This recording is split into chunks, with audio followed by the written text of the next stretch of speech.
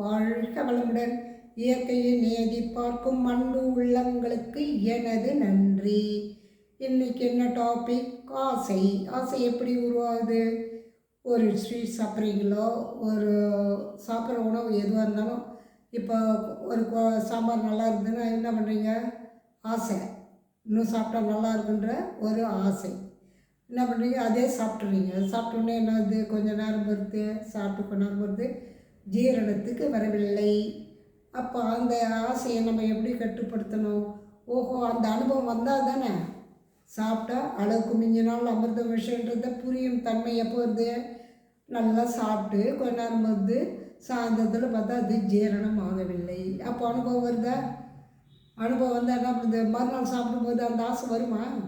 ஐயோ வேணாம்பா, இது அளவோடு சாப்பிட பிடிக்குதா கொஞ்சம், அதுக்கு மேலே தேவையில்லை, அடுத்தது என்னவோ அதை பார்ப்போம் அப்படின்ற எண்ணம் வரும். அதுபோல தான் ஒரு பொருள் மீது ஆசைப்படுகிறோம். ஆசைப்படும் போது என்ன ஆகுது? கிடைக்குமா? அது நமக்கு இப்பொழுது தேவையான்றதை முதல்ல சிந்தனை பண்ணுங்க. ஏன்னா அளவோடு இருங்க, அளவுக்கு மீற வேணாம். அளவுக்கு மிஞ்சினா தானே அமிர்த விஷயம். அதுக்கு மீறாமல் ஆசையை அளவோடு வச்சுக்க. இந்த பொருள் நமக்கு தேவையா? அது வீட்டுக்கு வந்தால் நல்லதா? அதை நம்ம உபயோகிக்கும் திறன் நம்மக்கிட்ட இருக்கிறதா? இதெல்லாம் யோசனை பண்ணணும். அது பண்ணாமல் இந்த நடுமனசு என்ன பண்ணோம்? அந்த பொருள் வாங்கிட்டு அவங்க வச்சுக்கிறாங்களே, நீயே வாங்கு அப்படின்னு வீட்டில் இதனால் எப்படி கணவருக்கோ பிள்ளைகளுக்கோ எல்லாருக்கும் சேர்த்து பிரச்சனையை உருவாக்குது. எது? அந்த ஆசை.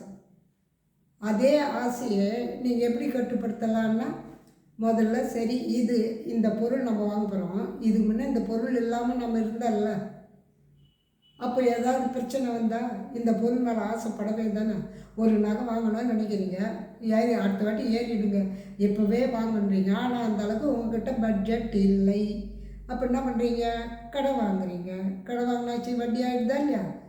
அதை அடுத்த மாதம் தான் வாங்கிட்டான். நான் இந்த வட்டி கணக்கு பார்க்கும்போது அவன் ஏற்றுற விலைக்கு அப்போ வாங்கியே தரலாம். அது யோசனை இல்லாமல் இன்றைக்கே வாங்கி ஆகணும், அப்புறம்லாம் இது கிடைக்காது, இன்னும் விலை ஏறல, இப்படி தான் வருது. அந்த ஆசை தூண்டுது யார்?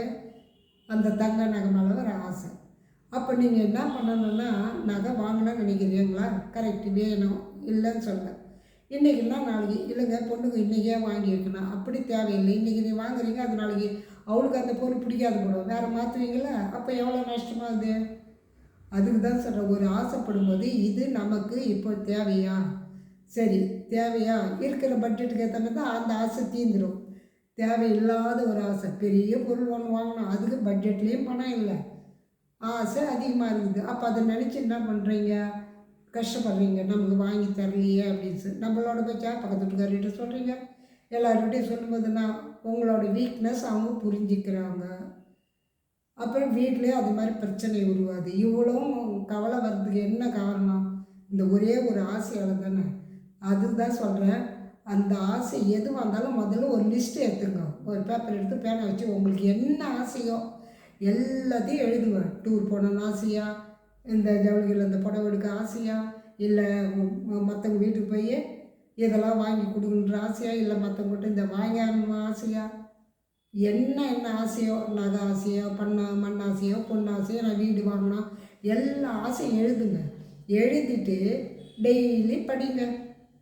படிக்கும்போது உங்களுக்குள்ளே ஒரு மாற்றம் வரும். என்ன? ஓ, இது இப்போ தேவையில்லை, இது விலை அதிகம், இப்போ நம்ம குடும்பத்துக்கு இப்போ இது தேவையில்லை, குழந்த வளர்ந்த பிறகு வாங்கிக்கலாம் அப்படின்ற எண்ணம். ட்ரெஸ்ஸுக்கு வரும். ட்ரெஸ் எடுக்கணும்னு நினைக்கிறோமா? இவ்வளோ பட்ஜெட் எதுக்கு? இப்போ தான் தீபாவளி வரப்போது, பொங்கல் வரப்போதா, அப்போ எடுத்துக்கலான்ட்டு அந்த ஆசை அப்போது கைகூடும் அப்படின்னு நினச்சி அந்த ஆசையை கட் பண்ணுவீங்க.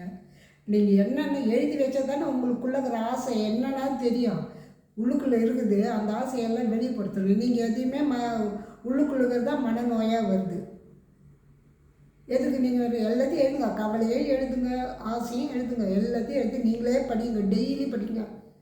படிக்கும்போது தான் அந்த ஆசை வந்ததுக்கு காரணம் இது தான், நம்ம துன்பப்படுறதுக்கும் இது தான் காரணம். அப்போ சரி, இப்போ தேவையில்லை, தேவைப்படும் போது அந்த பொருளை வாங்கலான்ற எண்ணங்கள் வரும்.